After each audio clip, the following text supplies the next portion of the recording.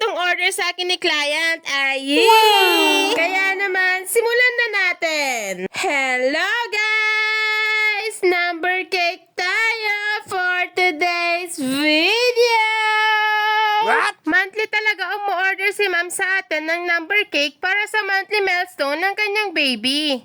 Wow. So, ang theme niya for this month is Coco Melon. Actually, hindi nga pala dapat Coco Melon ang theme niya for this month. Dapat ay mermaid theme nga pala ito. Kaya lang, hindi daw makakauwi si ma'am nasa kanya yung damit na susutin ni baby. Kaya nag-message siya sa akin na kung pwede daw ay Coco Melon theme na lang ang gawin ko kasi color green daw ang available na dress ni baby.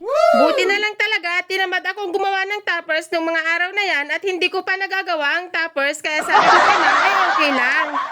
Madali at very cute lang naman yung sinend sa akin na inspo ni client kaya for the go tayo dyan kahit magpalit siya ng theme. Lahat naman ng toppers ay available na ngayon sa Pinterest kaya naman hindi na tayo mahihirapan pang maghanap. At eto na nga pala ang final look ng ating cake. Happy 10 months, baby CJ! Thank you so much guys for watching. Babush!